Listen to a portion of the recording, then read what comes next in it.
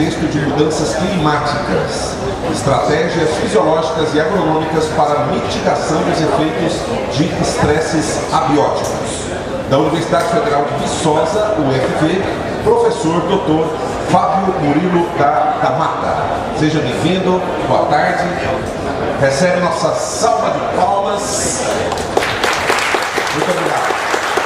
Boa tarde a todos. É um grande prazer estar com vocês, participando aí desse evento maravilhoso. Né?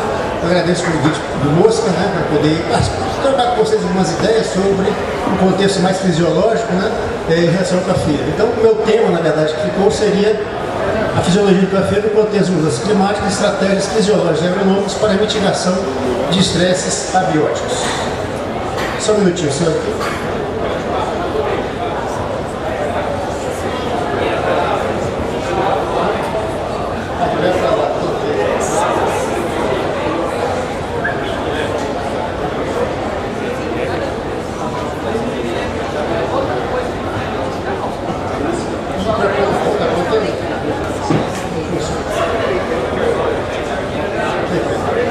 Então, quando a gente fala em mudanças climáticas, duas coisas que o agricultor percebe facilmente seria a questão de água, né? A gente fala muito em água no solo, a irrigação está preocupada em colocar água no solo, mas esquece também que a água na atmosfera é bastante importante, né, para manter, dentre outras coisas, a abertura estomática. Então, tem muitas cultivares, por exemplo, que respondem de maneira diferenciada à umidade relativa do ar. A gente pode ter água no solo, mas a resposta dessa variedade pode ser um pouco diferente, né? Fechando um pouco o estômago à medida que a umidade relativa do ar diminui, o ar fica mais seco. Então, há muita questão que eu esqueci, né, da função realmente do tanto de água disponível na atmosfera. E temperatura, ondas de calor, né, são muito comuns aí, então todo mundo tem essa percepção, e mais indiretamente, questão da variação do ozônio, radiação ultravioleta, que é menos trabalhado, menos investigado. Eu não vou falar nada a respeito desses fatores. E por fim, CO2, né? Também ninguém quase fala na cafeicultura, mas se nós pensarmos nos últimos 60 anos, houve um aumento da ordem de mais de 100 ppm na concentração atmosférica de CO2. E isso tem um efeito bastante importante, né, para o crescimento e desenvolvimento da planta. A gente vai tocar nesse assunto ao longo dessa nossa apresentação. Como o café é uma planta originalmente de sombra, né, a interação de todos esses fatores é muito importante, né, para ditar o comportamento e a resposta do cafeiro, tá, com respeito às intercomunicações entre variação do nível de luz, água, temperatura, dentre outros fatores. Se nós pensarmos em CO2, eu falei para vocês, tá, desde os últimos 60 anos, mais ou menos, tá, nós estamos tendo um aumento exponencial na concentração atmosférica de CO2. Tá? Por exemplo, nós compararmos o mês de março do ano passado com o mês de março deste ano, no incremento de mais de 4 ppm de CO2. CO2 para a planta é quanto mais melhor. O efeito CO2 tem um efeito fertilizante, um efeito de propiciar um aumento bem expressivo da taxa de fotossintética. Então, quanto mais CO2, melhor. Qual o problema? Que, em paralelo ao aumento do CO2, nós temos outras mudanças em curso, que seja, por exemplo, o aumento da temperatura. Por exemplo, aqui na década passada, o aumento de 1,1 graus Celsius da temperatura do ar na escala planetária, comparado com o intervalo entre 1850 e 1900. Além disso, as emissões de gases de efeito estufa em 2019 foram 12% maiores que em 1990, em 2010, perdão, e 54% maiores em relação ao ano 2000, ano de 1990. Então, apesar de algumas medidas de mitigação para a emissão de gases, eles ainda continuam no nível alarmante, favorecendo aí essas mudanças climáticas agora em curso. E se especula no final do século, 2100, um aumento de CO2 chegando aí de 550 mil ppm, eu falei, isso quanto mais melhor para a planta, em paralelo ao aumento de temperatura na ordem de 1,8 a 4 graus Celsius, e extremos de precipitação, chuvas mais torrenciais, secas mais prolongadas, entre outras coisas. Então, a mudança climática vai estar enfocando basicamente em temperatura, água e CO2. E quando nós temos essa pergunta, a gente está se questionando qual o futuro da cafeicultura no cenário de mudanças climáticas, seria, por exemplo, temos aí na internet perdas de muitas áreas aptas ao cultivo do café. Aqui, por exemplo, tem informação publicada na Austrália, que em 2050, daqui a 26 anos, nós teríamos aproximadamente 50% de perda de áreas hoje consideradas aptas para o café. Será que é isso mesmo? nossa cultura da cafeicultura seria perda de sustentabilidade, aumento de desenvolvimento das plantas, tá? Então, essas predições, elas são muito sinistras, muito alarmistas, são baseadas em grande extensão, tá, no aumento de temperatura e secundariamente baseadas na variação dos padrões de precipitação. Tem pesquisador que fala, por exemplo, nós vamos ter dentro de breve o café gaúcho, o café portenho, né? Ou seja, a fronteira café estaria se deslocando a latitudes mais ao sul, porque tem uma temperatura um pouco mais baixa, por exemplo. Isso é uma balela, porque na verdade, né, esses modelos que predizem a migração de fronteiras cafeícolas mais em latitudes ao sul se baseiam em temperatura média ou nas mínimas temperaturas, né? Ou seja, essas áreas que são predispostas a ocorrência de geadas continuarão expostas a ocorrência de geadas. Então, na verdade, nós achamos hoje que essa história de café gaúcho, história de café portenho, isso aí é uma balela, na verdade. Então, os cenários catastróficos que muitos postulam, no que diz respeito à cafeicultura, devem ser pelo menos atenuados, em parte, pelo aumento da concentração atmosférica de CO2. E por que, na verdade, o aumento de CO2 não tem sido considerado nos modelos de predição sobre a cafeicultura? E talvez o primeiro trabalho publicado, talvez feito do CO2 na produtividade do café no campo, publicado em 2019, ou seja, tem apenas 4 a 5 anos. Então, a informação é meio recente e houve ainda tempo suficiente para levar até as pessoas que trabalham com modelagem, tá? Trabalhar o efeito deste aumento de concentração de CO2 sobre fotossíntese, sobre a produção do café em escala nacional e escala global. E para muitas pessoas, as atuais mudanças climáticas já estão impactando fortemente a performance da cafeicultura. Eu acho que a maioria de vocês concordaria com essa frase aqui. Tá? Mudança climática impactando fortemente o desempenho da cafeicultura. Mas será que é isso mesmo? Será que está havendo de fato uma redução de produção do café em função dessas mudanças climáticas? Deixa eu olhar esses dados aqui, tá? Dados de produção da FAO, tá? Porque nós temos em verde a evolução da produtividade do Brasil, tá? Nos últimos 61 anos, né? E a produtividade do mundo está em vermelho ali. Então reparem vocês que a nossa produtividade está aumentando bastante, especialmente ao longo dos últimos 25, 30 anos, né? Então, quer dizer, está de alguma maneira havendo a tecnologia para a gente fazer frente às mudanças climáticas.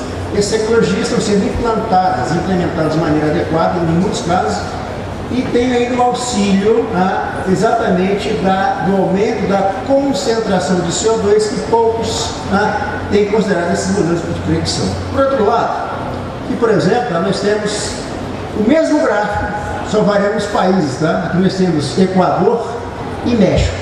O cenário de produtividade é completamente diferente, repara aí, né? Equador e México produzindo aí aproximadamente 5 sacos por hectare. É muito pouco. E repare, o CO2 está aumentando no Brasil, está aumentando no México, está aumentando no Equador. Por que essa diferença toda? Porque, na verdade, primeiro, o Equador e o México produzem café no sistema de muita sombra. Muita sombra. E o nível tecnológico é muito mais baixo que o brasileiro. Então, se o CO2, na verdade, ele tem um efeito estimulador, a fotossíntese, o crescimento, mas para que esse efeito seja manifestado, através de, por exemplo, uma nutrição muito melhor, né, dentre outras coisas. Coisas que muitos países não estão buscando ou executando em termos de manejo de nutrição, de doenças, pragas, nutrição, dentre outras coisas. Então, o CO2 tem um efeito muito bacana. Um efeito muito bacana, porém, tem que ter o quê? Tem que ter recurso, tá? Nutrição, por exemplo, para que esses efeitos possam ser, digamos, potencializados na planta. Eu um pouquinho de fisiologia para vocês, só para vocês relembrarem a questão da graduação, né? Se nós pensarmos na fotossíntese, nós temos 5 elementos, né? São fundamentais para que a planta possa maximizar o seu processo fotossintético. Mas dentre esses 5 elementos, nutrientes, CO2, água, temperatura e luz, o principal deles é indubitavelmente fator água. Óbvio, tá? A água apenas, né, não vai permitir que a planta cresça adequadamente. Mas o fator água é o fator talvez que mais impacte o crescimento, né, e o desenvolvimento do café, por exemplo. E por que isso, na verdade? Né? Porque, na verdade, a capacidade de uma planta produzir matéria seca, na verdade, em grande parte, por sua capacidade para perder água, sob condições adequadas de luz e nutrição. E a arte de produzir café também em grande escala, associada com a sua capacidade de manter a sua folha, tá? Já que é a folhagem, que é a fábrica de assimilar no processo fotossintético. Essa informaçãozinha aqui, na verdade, a gente fala, falta água, porque a fotossíntese cai, né? Tem que cair a produção. Agora, vocês falam o seguinte, a fotossíntese, né? Água é um substrato da fotossíntese. Então, se falta água, falta substrato, isso levaria a uma queda de fotossíntese. No entanto, apenas cerca de 1% da biomassa da planta é derivado da água. Mas essa planta perde essa água, tá? Sem que essa perda se traduza diretamente em ganho de biomassa. Então o efeito da água é muito mais indireto do que direto no processo fotossintético. Aqui esse gráfico é um gráfico vale para trigo, tá? Reparem vocês aqui na abscissa, transpiração ordenada da produção de grãos. Uma relação bem linear, né? Essa relação vale para trigo, mas também extrapolável para quaisquer outras culturas, ou seja, quando evapotranspira mais, ela perde mais água, tem o potencial de fazer mais fotossíntese. E por que isso? Porque a planta está trocando CO2 e vapor de água. Tá? Então, no caso do café, tá? Nós temos os estômatos que se localizam na epiderme inferior. Quando eles estão abertos, vão permitir que haja a saída de água no processo transpiracional, mas ao mesmo tempo vai garantir a entrada de CO2 para sustentar o processo fotossintético. Esse intercâmbio, essa troca de gás é fundamental. Então, garantir que o estômago permaneça o mais tempo aberto possível é a chave para um bom crescimento, uma boa produtividade, se tem água para sustentar esse processo. Então, fundamentalmente, nós temos maior abertura estomática, vamos ter o quê? Vamos ter 4 coisas importantes. Primeira delas, o maior influxo de CO2, é um substrato para fotossíntese, tem uma maior taxa de fotossíntese. Segundo aspecto, com mais aberto o estômago, maior vai ser a taxa transpiracional. E a transpiração é o principal jeito de a planta se refrigerar. Uma folha que não transpira se aquece muito rapidamente. O terceiro aspecto, se tem menos temperatura, nós vamos ter uma redução de 2 processos importantes, que é a fotorrespiração e a respiração de manutenção. Ou seja, a planta evita perder carbono quando ela tem uma redução da sua temperatura. E por fim, se temos menor temperatura, mais fotossíntese, vamos ter uma menor extensão da ocorrência de escaldadura. E os efeitos gerais aí do calor da seca sobre a fisiologia e a produção do café. Aqui uma relação, por exemplo, entre condutância estomática, que grosso modo é medida do grau de abertura estomática e taxa fotossintética. Alguns estudos essa relação é curvilínea, em outros ela é linear. Então reparem vocês, tá? Se falta água, nós temos uma alta temperatura. Alta temperatura geralmente leva a uma maior demanda evaporativa do ar. Isso, por sua vez, leva ao fechamento estomático. Fechou o estômago, menos fotossíntese, maior escaldadura, dentre outras coisas. E a temperatura em si, são informações muito antigas, da década de 70 ainda. Reparem vocês, lá nesse foi feito ensaios na África, fotossíntese maior 10 a 35 graus Celsius. Outro camarada do Canel, que é um famoso fisiologista inglês, falou que as taxas máximas de fotossíntese se dariam a 20 graus Celsius. E uma informação que muita gente repete até hoje, Muita gente repete até hoje. Tem um trabalho feito em Portugal, há quase 60 anos atrás, fala o seguinte: acima de 24 graus Celsius, para cada aumento de 10 graus Celsius, de 1 grau Celsius, há uma queda de 10% da taxa fotossintética. Consequência, a 34 graus Celsius teríamos taxa fotossintética nula, zero. Isso é uma balela, isso não é desse jeito. Mas infelizmente até hoje muita gente repete a exaustão essa informação. Reparem vocês, no campo é a coisa mais fácil. A gente tem a folhagem numa temperatura de 30 a 35 graus Celsius. É muito fácil, 40 graus. E a planta cresce. A planta fotossintetiza, ela produz. Isso aqui é um viés experimental. A gente viu depois em condições sem esses vieses, na verdade, que a taxa fotossintética ela não responde muito à temperatura até dar valores da ordem de 35 graus Celsius. E por que, quando nós aumentamos a temperatura, né, há uma redução da taxa fotossintética? Meramente por haver um fechamento estomático, que é um efeito paralelo, um efeito secundário do aumento da temperatura fechando o estômago. Nós tivermos uma condição de temperatura relativamente alta, porém mantendo o estômago aberto, nós não encontramos reduções significativas na taxa fotossintética. Então o estômago é fundamental que ele se mantenha aberto. Para se manter aberto tem que ter o quê? Água no solo. Mas não apenas isso, tem que ter o quê? Água na atmosfera. Tem planta que não responde bem à irrigação, por quê? Porque ela tem uma alta sensibilidade estomática à demanda evaporativa. Ela fecha o estômago, mesmo irrigado no solo, porque a umidade está baixa. Todo mundo sabe, por exemplo, que o conilon tem que responder melhor à irrigação que o arábica. Por quê? Porque ele tem uma menor sensibilidade estomática ao DPV. Perfeito? Aqui é um gráfico, aqui, por exemplo, na verdade, planta irrigada, tá? Aqui em vermelho seria abertura estomática, diminuindo com o aumento do DPV, e em paralelo aqui é da fotossíntese. E aqui outra relação, tá? Reparem vocês, tá? O aumento do DPV, tá?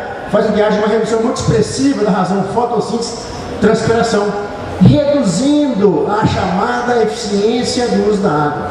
Então, manter o DPV mais baixo é difícil, mas seria algo altamente desejável.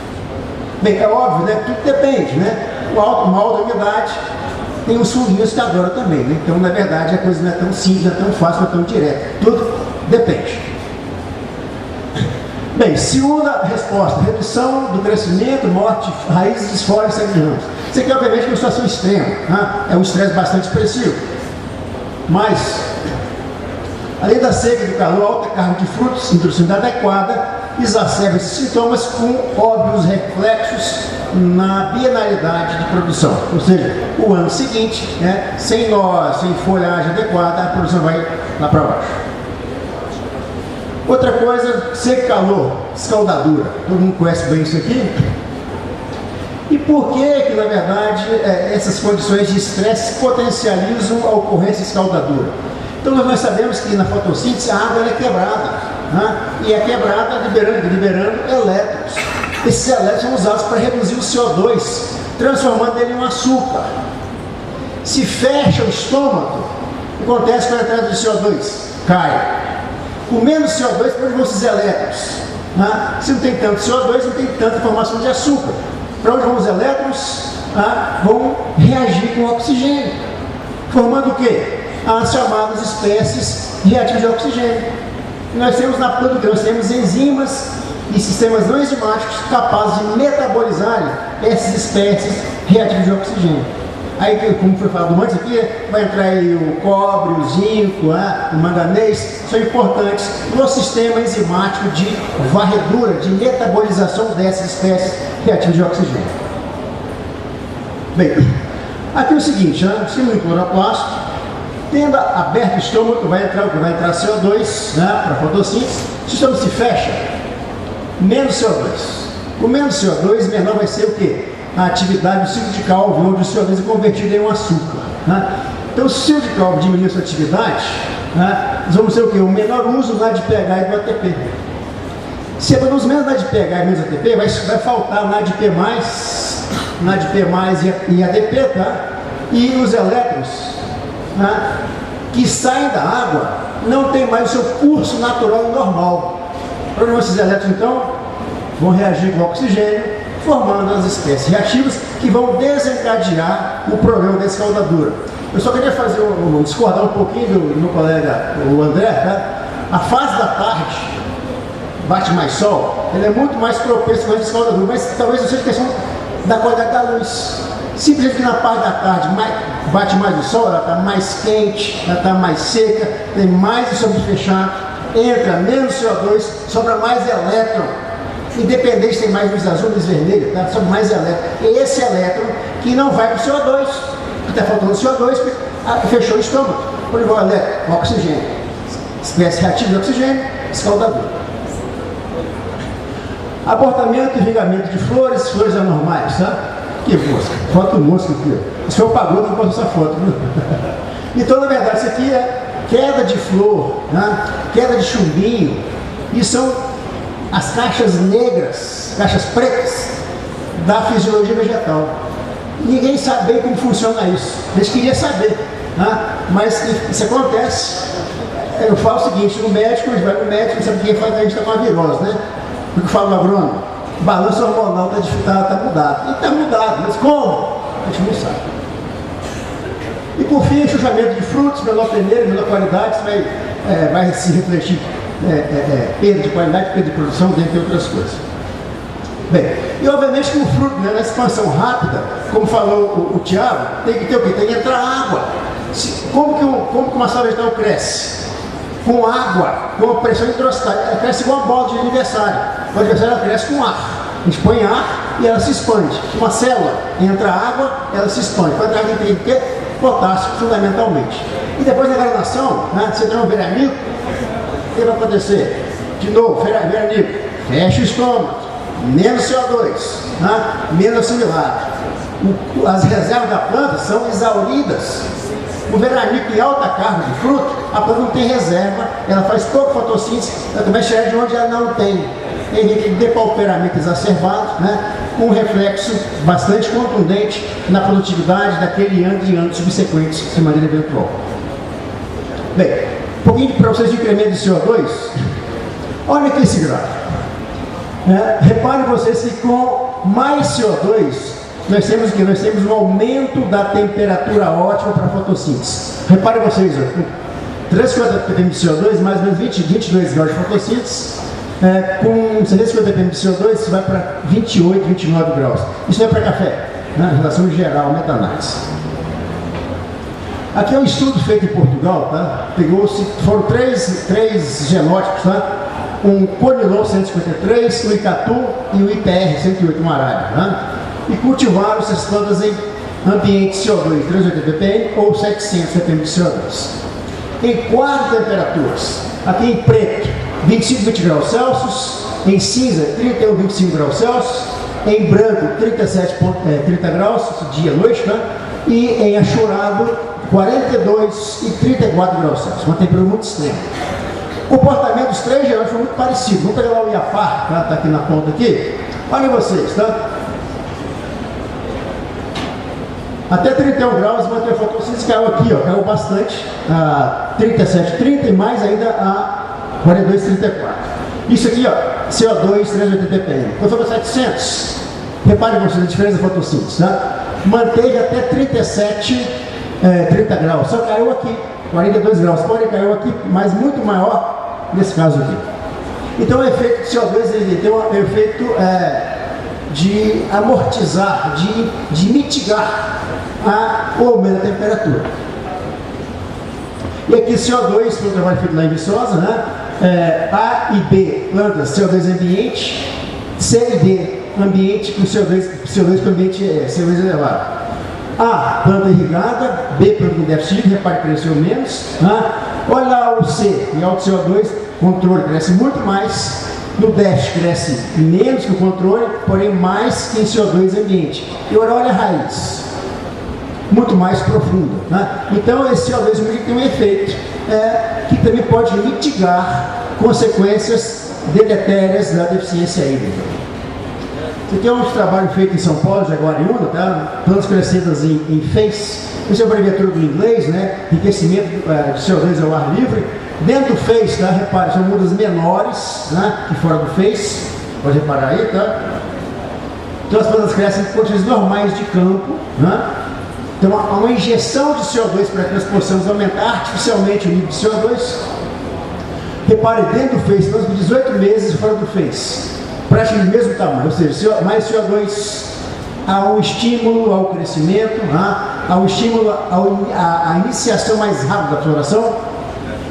E aqui, na verdade, tá, foram três colheitas, 3 safras, tá, que resultou nesse aumento de CO2. Aqui em branco seria CO2 elevado, vermelho CO2 ambiente. Um aumento médio das 3 safras de 28% na produtividade. Bem, o SEMAS fez, tá, por uma série de questões, que posso falar para vocês depois, se não tiver interesse, ele tende como é que se fala, ele estimula, na verdade, ele subestima o aumento de produtividade. Subestima, tá? Então, se nós tivéssemos um nível digamos, bem fixo do CO2, né, há uma tendência de se estimar esse número em 50% a mais. Então, esse valor foi observado, medido, mas é provável que se nós tivéssemos um sistema mais experimental, melhor, mais bem trabalhado, a gente poderia ter um nível melhor de ganho de produtividade. Bem, as atuais mudanças climáticas estão impactando a performance da agricultura? A resposta talvez seja sim. O CO2 tem efeito muito bom e tem o resto que não presta, temperatura, umidade, entre outras coisas. Então nós pensamos o seguinte, tá? Nos últimos 60 anos, houve um aumento de CO2 de 106 ppm. Em 36 anos, 64 ao ano 2000, houve um aumento de 50 ppm de CO2. Nos últimos 23 anos, aumento de 54 ppm de CO2. Naquele face ali, tá? Que eu mostrei para vocês antes, o aumento foi de 28% de produtividade. Isso para uma variação de 160 ppm de CO2. Se tivesse uma regra de 3 direta, né?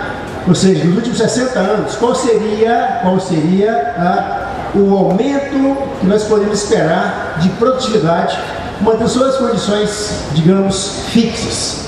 Esse número seria na ordem de 19%, que poderia chegar até 27,5%, né, em função de questões metodológicas. Esse número é um número muito rasteiro, tá? Um número sujeito a críticas, mas é um número que ilustra que o que está acontecendo hoje na atmosfera, em termos de aumento de CO2, deve ter um efeito direto e positivo no aumento da produtividade do café e pode ser, em parte, responsável pela atenuação, né, do que se espera que aconteça em termos de efeitos negativos das mudanças climáticas. Óbvio que isso aqui é apenas um lado da história, não apenas uma parte da história. E por que está tendo esse aumento, na verdade? Primeiro, com mais CO2, nós temos maior taxa fotossintética, a planta cresce mais rapidamente, né? Ela vai ter uma menor taxa de fotorrespiração e menor escaldadura e melhor granação. Por que melhor granação? Porque tem mais fotossíntese com mais CO2. Bem, estratégias preventivas e mitigação. Se nós formos olhar a literatura, disparadamente, a principal estratégia que é ventilada na literatura mundial é a adoção de sistemas agroflorestais ou arborização. Por quê? Talvez porque no mundo há uma tradição muito maior no Brasil de cultivar café à sombra. Nós não temos, né? E secundariamente de lá aparece irrigação. Coisa que o mundo não faz, nós estamos fazendo em doses cada vez maiores. O Brasil responde hoje, até onde eu tenho ideia, 20% da área nossa é irrigada, responde por um terço da produção total do Brasil. Ou seja, irrigação para mim, disparadamente é a melhor maneira de mitigar a questão de câmbios, de mudanças climáticas. Né? Agora, óbvio que esse papel desenvolvido pela arborização também deve ser considerado, né? Embora nós não tenhamos hoje uma expertise para recomendar sombra, não temos expertise, na verdade, para trabalhar sistemas sombreados. Vou falar um pouco nisso, um pouquinho para frente, tá? E irrigação, não vou falar muita coisa, porque já foi falado, né, pelos que me antecederam. Né? Só lembrando uma vez mais, né, questão aqui que eu falei para vocês, a questão de cultivares menos sensíveis ao DPV se nós tivermos água para irrigar. Se a gente não tem água para irrigar, tá? Não é desejável a gente ter uma cultivar aqui. Tem uma baixa sensibilidade ao DPV, se vai faltar, você pode perder água muito rapidamente, entrar muito rapidamente na deficiência hídrica e potencializar e exacerbar o seu depauperamento. Mas uma coisa que nós podemos ter como estratégia é o uso de cultivares mais tolerantes ao estresse térmico e ao estresse hídrico. E existe variabilidade genética para isso. O Matias já mostrou, há uns 2018 eu trabalho a Sabiá, se não me engano, tá? Foi cultivada na região de Pirapora, 24,5 graus de temperatura média anual. Tem Arábia no Acre, que produz razoavelmente bem, porque ou seja, nós temos uma certa variabilidade que deve poderá ser explorada, né, no sentido de termos material mais resiliente em função de mudanças climáticas globais. Consórcios, quebra-ventos e de adensamento, menos luz, pura umidade área foliar, maior formação de microclima, maior umidade relativa, tá? Isso pode favorecer na verdade, o crescimento e a fotossíntese do café. Enxertia e transgenia, né? Bem, muita gente usou no passado, aí, ou no mundo se usa, no mundo lugares é muito comum isso, né? Trabalha com plantas enxertadas. Enxertar, por exemplo, a arábica em cima de cofa-canéfora. Cofa-canéfora é um sistema radicular um pouco mais vigoroso, tolera mais altas temperaturas, tá? E o café canéfora, tá? Transmite a copa do arábica algumas coisas, tá? Que permite a esse arábica poder crescer um pouco mais rápido, sustentar melhores produtividades em altas temperaturas, tá? Tem materiais que nós temos a maior resistência nematóide no solo, ou seja, há um efeito positivo, sabendo escolher o tipo ideal de material sobre o qual será enxertado o café. Outra coisa é sobre transgenia, transferência de genes, né? De cofa canéfora, cofa ibérica para o arábica. Transgenia é um problema, porque planta transgênica não combina muito com sustentabilidade, não combina muito com marketing, mas é uma estratégia. Se não tiver café, se o mundo ficar tão quente, tão seco, vai ter que se partir do que estiver disponível. Então hoje é uma estratégia, digamos, de muito longo prazo, mas uma estratégia que poderia ser, digamos, investigada e utilizada eventualmente no futuro. Obviamente que manejo adequado, né? O Tiago falou muito bem, tem que formar raiz, uma gessagem, um suco profundo, uma cova bem feita, tá? Se não tiver raiz, a planta não absorve nutrientes, nem absorve água, né? Cobertura do solo para aumentar a disponibilidade de água no solo e formar criteriosamente a lavoura, por exemplo, né? Evitar uma orientação tipo orientação norte-sul, né? É umas quais orientações de plantio para café. E os antitranspirantes, fotoprotetores, estimuladores do sistema antioxidativo. Essa é uma área que está, digamos, apontando agora na cafeicultura, tá? Essa questão de vou dar uma pincelada um pouquinho nesses fatores aqui. Bem, então eu vou falar um pouquinho agora sobre arborização, né? Depois um pouquinho sobre essa questão dos sistemas antitranspirantes, né? Então, para que a gente usa a arborização, né? Reduzir extremo de temperatura do ar, do sol e da planta, né? Redução da velocidade dos ventos. Vento demais, derruba folha, derruba flor, derruba fruto e remove a umidade relativa daquele ambiente. É bom por um lado, péssimo para a questão de manter abertos os estômagos.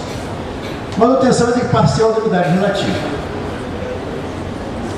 Em termos edáficos, solo, tá? Melhoria ou manutenção da fertilidade, menor perda de nutrientes por volatilização, já que a temperatura fica um pouco mais baixa, né?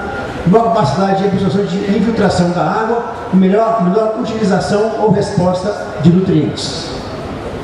Aspectos endógenos, menor ocorrência de escaldadura em cerca de ponteiros, atenuação do ciclo bienal de produção, o café produz menos um pouco, de maneira geral, se depaupera menos, né?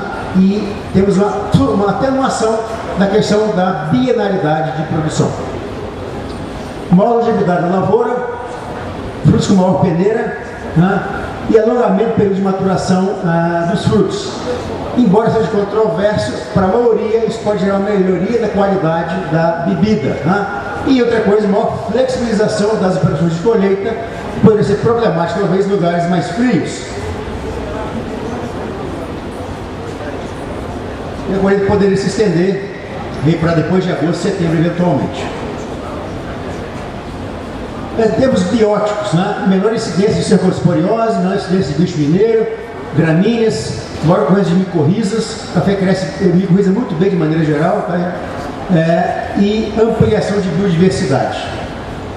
Termos econômicos, obtenção de produtos adicionais, por exemplo, madeira, fruto, palmito, tá? Isso pode levar a um melhor equilíbrio econômico da propriedade, especialmente pensando na questão do pequeno produtor.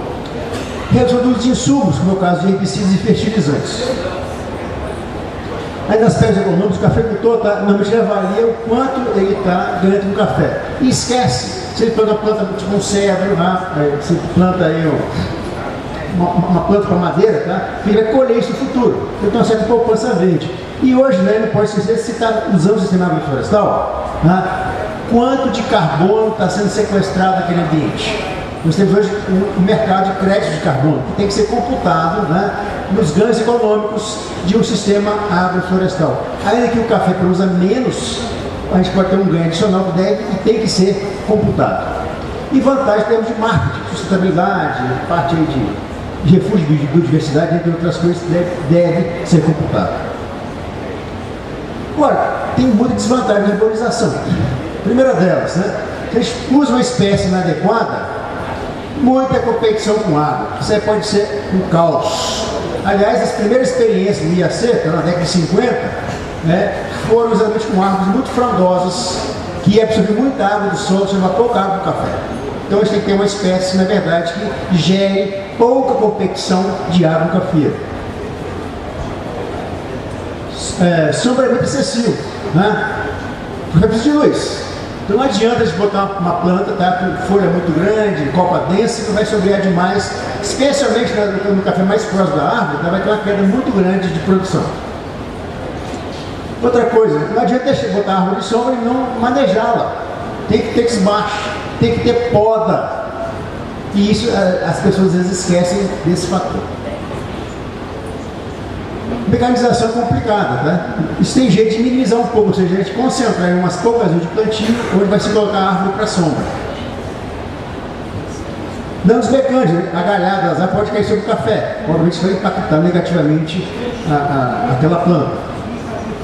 E maior incidência de broca de ferrugem. Por exemplo, na Costa Rica, por exemplo, quando entrou a ferrugem, você vai tirar a árvore de sombra, você vai tirar as árvores, estão voltando lá de novo. Por quê? Porque eles não têm um manejo adequado para sustentar o café no ambiente de pleno sol, como nós temos no Brasil, que é um manejo completamente diferenciado. E menor potencial de produção. E por que isso? Aqui, esse aqui é, por exemplo, café molhado. Isso aqui é coisa do Machello. Foi uma vez o seguinte: sombreia café, o cara não quer entrar para colher o café. Porque de manhã cedo está tudo molhado. Então, assim, é um problemazinho besta, aspas, é um problema prático. Né? Ou seja, o café seca, demora mais para secar. Vamos pensar nos meses de inverno, né? A colheita é feita aí maio, junho, julho, né? Até 10 meses está muito úmido, a colheita fica um pouco mais prejudicada. Bem, por que a arborização, dentro dos certos limites, reduz a produção? Primeiro, menos luz, menos fotossíntese. Segundo aspecto, maior estímulo à iniciação de gemas vegetativas em detrimento de gemas florais. Né? Quanto mais luz, a planta de café tende a emitir mais gemas florais e menos gemas vegetativas. A planta entende, se ela está com um ambiente com mais luz, tem que formar tanta folha para compensar uma baixa luminosidade. O café é uma planta originalmente de ambiente sombreado. E mesmo o menor número de nós formados, o menor número de gemas florais em cada nó existente. Isso aqui é talvez um dos principais fatores que levam a uma queda de produção se o nível de sombra for um nível, digamos, um pouco elevado. Bem, quando a gente deve usar árvore para sombra ou não? Vai depender basicamente do objetivo da produção, dos fatores ambientes e nível e qualidade dos insumos disponíveis. Então, por exemplo, se nós pensarmos, né, conservar recursos do ambiente, ter maior estabilidade de produção, manter mais biodiversidade, produzir café orgânico, né, e produtos adicionais, palmito, frutas, abacate, coisa assim, tá? A tendência seria direcionar a produção para um sistema com arborização. Ambiente: solo mais fértil, umidade mais alta, menos vento, altitude ideal, topografia mais suave, tendência a cultivos a pleno sol. O contrário seria aplicável a uma condição de adoção de sombreamento. Recursos disponíveis: tendo mais agroquímicos, cultivar mais produtivo, mecanização e capital, cultivo a pleno sol seria favorecido, e o contrário para cultivo sombreado. Aqui isso aqui é uma foto com o Conilon, tá? É um consórcio de café, Conilon, mamão e cera australiana. Isso aqui na verdade é bem interessante, porque na verdade o ganho com o mamão, os 2 primeiros anos, para a implantação do cafezal.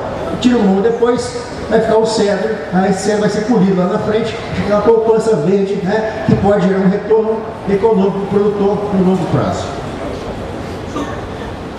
Agora, a pergunta, qual o nível ótimo de sombra? Né? O resultado mais recente, se é uma meta-análise, o que é uma meta-análise? Quando pega-se resultados do mundo todo, se faz um apanhado geral, né?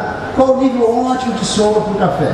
Chegou-se a conclusão que esse nível seria de 39%. Esse número mágico, tá? Eu acho que, estou falando hoje de manhã no Café com Carlos, esse número é difícil da gente trabalhar. Isso varia tanto. Eles estão pondo no mesmo saco coisas muito diferentes. Desde café da Índia, do México, do Brasil, Costa Rica, Colômbia e por aí vai. Ou seja, cafezais com distintos níveis de sombra, distintos níveis de manejo, distintos níveis de uso de adubação, entre outras coisas.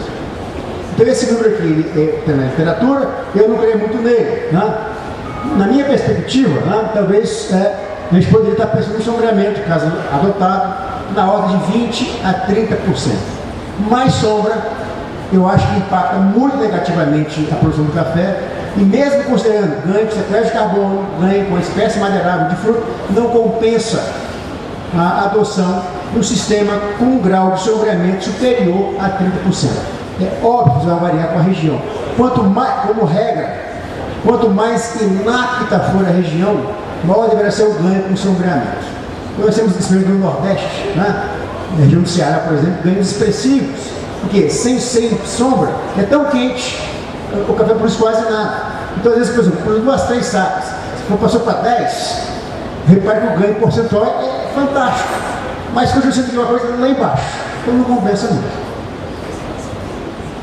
E outra coisa, com o aumento do nível de CO2, o café vai exigir mais luz, mais fotossíntese, mais luz vai requerer. Portanto, tá, a vantagem do sombreamento poderá ser perdida ou reduzida num cenário de aumento de concentração de CO2. Aqui a aplicação de kaolin. Kaolin são silicatos hidratados de alumínio, né? Então reparem se isso aqui tem um produto que foi, digamos, está certificado pelo MAPA, tá? A gente pode usar kaolin, pode usar óxido de cálcio, carbonato de cálcio, tá? Mas o kaolin, esse produto comercial, ele é inerte, ele pode ser aplicado com defensivos, tá? Ele tem um aderente, então não tem a questão de ser lavado para dar chuva tão facilmente. Mas o que esse produto faz na verdade? Né? Se mediu aqui a temperatura nos meses de janeiro e março, tá? Houve uma queda de janeiro de 2,6 graus Celsius, tá? Isso é temperatura da copa, contra quase 5 graus Celsius no ambiente que foi feito em março.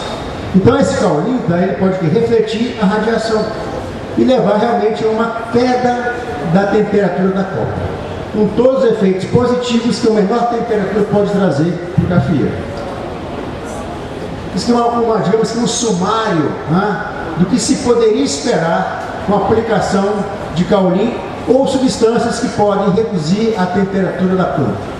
Então o kaolin, por exemplo, pode aumentar a reflexão da radiação excessiva, tanto a radiação fotossinteticamente ativa, a radiação infravermelha e ultravioleta. Ele pode aumentar a distribuição de luz ao longo do dossel, que é um trabalho feito no Havaí, tá?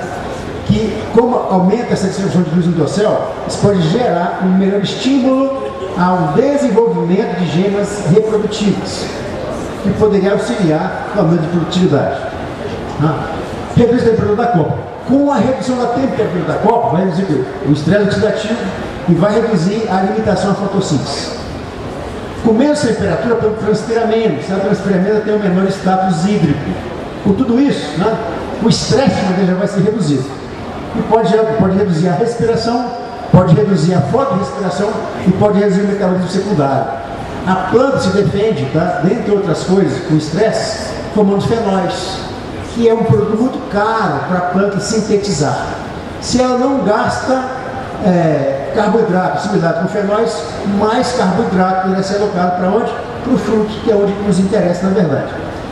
E isso dá, como um todo, espero que um aumento da taxa fotossintética do dossel, né, com melhoria no nível de produtividade e eventualmente na qualidade do fruto. Essa aqui se usa nos produtos de kaolin muito mais na implantação da lavoura, tá? É uma coisa muito incipiente quando está começando, mas é uma coisa que pode ser promissora no médio prazo. E os estimulantes, aqui na verdade temos aqui com bioestimulante, só quando tu repara que esse estresse salino, tá? Foi feito artificialmente, sal no gotejo, é a diferença da planta, tá? O bioestimulante e a planta sem bioestimulante. O bioestimulante tem vários, o André falou aí da questão de alguns deles, né? Extrato de algas, né? Temos outros vários, e há uma infinidade de produtos com potencial para ser usado como bioestimulante. E tem, na verdade, aminoácidos e outras coisas que podem realmente favorecer a melhor performance da planta na condição de estresse. Em síntese, os desafios são grandes, mas há tecnologia para se enfrentar as mudanças climáticas.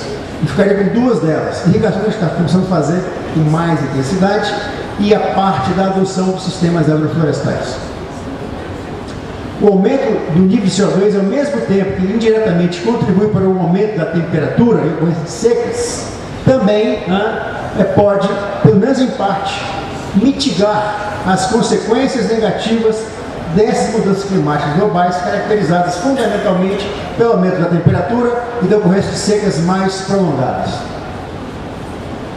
A grande maioria das previsões sinistras sobre o futuro da agricultura não tem considerado o efeito mitigador do aumento do CO2. E tem achismo para todos os gostos. Muito obrigado pela atenção de vocês.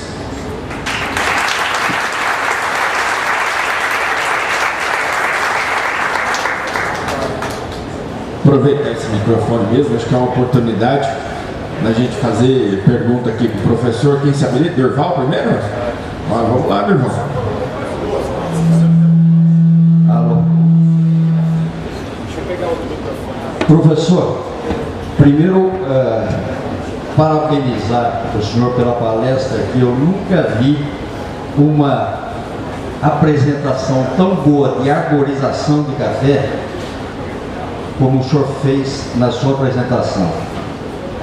Eu trabalhei muito tempo com o professor Ângelo Paes Camargo, o maior climatologista do Brasil e talvez do mundo, e ele chegou à conclusão, e eu fiz um projeto junto com ele para a cafeicultura do Paraguai, de café arborizado com grevilha robusta, plantando a grevilha robusta a cada 15 metros no café. Isso não impediu a mecanização do café, que você plantava em cada 4 linhas de café uma linha de robusta. Você podia fazer a colheita mecânica nas linhas com café com colheita de automotriz e a outra de lateral, e a colheita era mecanizada. Então, o que você apresentou aí é a melhor coisa do mundo, porque a planta de café veio da Etiópia e é uma planta de subbosque. Então, esse ambiente de produzir café arborizado é o melhor que existe para café.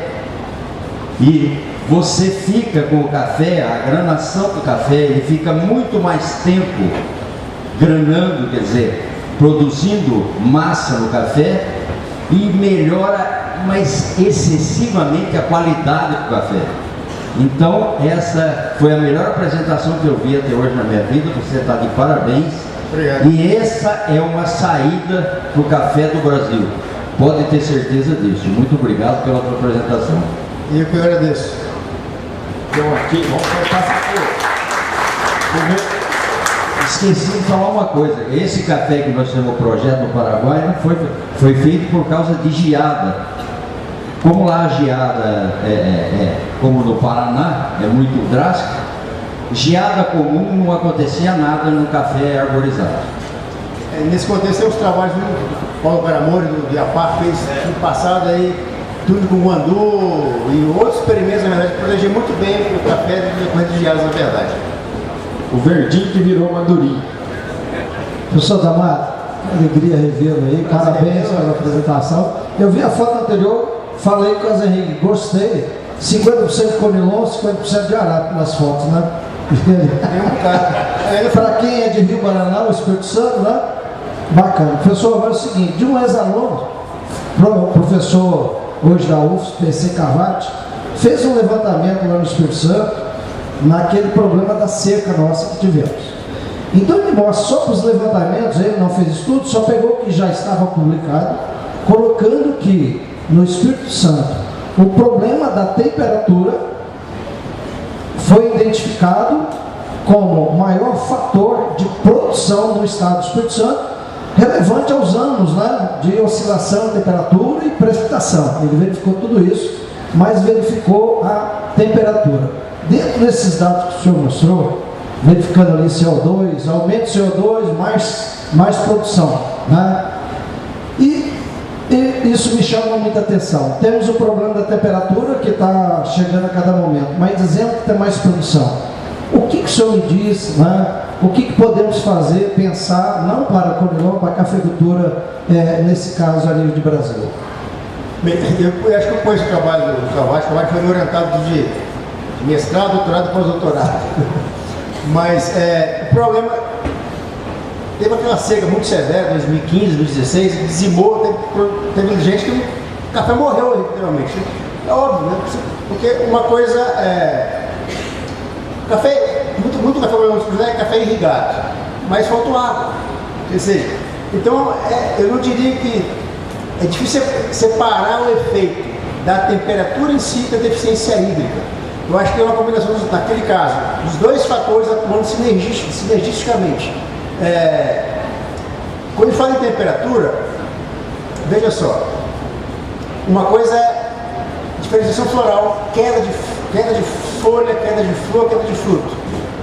É um fator que a gente não conhece, que desencadeia exatamente isso. A gente percebe o fenômeno, faz associações, digamos, circunstanciais, correlações circunstanciais entre aumento de temperatura, queda de produtividade, mas o que está desencadeando precisamente, um pouco dizendo, fisiológico, um mecanismo para isso é bastante ignorado, bastante desconhecido. Tanto que ele não chegou a avançar o que está causando efetivamente, né, está desencadeando o problema em nível mais celular, bioquímico, nível fisiológico. Eu vou ficar te devendo a resposta, porque acho que ninguém tem essa resposta na verdade. Mais uma pergunta aqui, Guilherme. Professor, parabéns pela palestra. Eu queria saber da sua parte o seguinte: tem um trabalho do Araújo de 2008 que o senhor participou, onde mediu em várias partes do céu da planta a eficiência fotossintética que limitaria o café. Na conclusão do trabalho fala que a exposição do café ao sol não seria o maior problema, não seria a limitação bioquímica, mas a limitação difusa, né, dessas concentrações. Eu queria perguntar ao senhor e relacionar o seguinte: se a gente tiver uma água disponível, uma CAD boa no solo, o que poderia melhorar isso uma relação estrutural da planta, certo? E uma outra pergunta, eu anotei desse trabalho justamente... É correlacionada a pergunta? É correlacionada. Que é o seguinte: o espaçamento da cafeicultura em relação às fotoquímicas da produção fotossintética em relação ao carbono interno e carbono do ambiente, que está no trabalho, certo? E porque lá no trabalho sugeriu que a transferência relativa de elétrons foi menor, mais baixa nas folhas inferiores, que está relacionada à maior incidência da radiação interceptada. Vamos lá. A primeira coisa, mostrei para vocês, na verdade, está vendo a produtividade do Brasil no café. Está aumentando. Se a gente for para eucalipto, as empresas de eucalipto hoje, elas não podem aumentar não, tá? Elas não querem que abaixe. A preocupação que tem planta eucalipto hoje é manter a produtividade atual. Está havendo, na verdade, uma tendência à estabilização e, eventualmente, queda. E por que a diferença do eucalipto para o café? Porque a fisiologia de um é completamente diferente da do outro. O eucalipto, primeiro, não é irrigado. Ninguém irriga eucalipto. O eucalipto é uma bomba de chupar água do solo. Então, o café é uma planta cuja fisiologia propicia em muito um ganho relativo de fotossíntese e produtividade com respeito ao aumento de CO2, muito mais que a média das espécies. Vamos pensar que o café ele tem, por natureza, uma abertura estomática muito baixa. Os valores médios da abertura estomática do café é aproximadamente, aí, digamos, 1/5, 20% do que se vê em eucalipto. Então, quer dizer, em função de ter pouca abertura estomática, entra pouco CO2. Então, se nós estamos aumentando o CO2 da atmosfera, está favorecendo a entrada do CO2 a despeito dessa baixa abertura estomática. Então, quando a gente fala assim em campos climáticos, eu fiz 2 coisas para você, pessoal, eu estou com uma escola na minha cabeça aqui. Então, mudança climática, então o café é uma espécie de fisiologia muito apropriada para se valer positivamente em resposta ao incremento de CO2 da atmosfera. Ponto. Com relação, então, veja só, então a questão do café não é muito bioquímica realmente, é questão difusional. Por quê?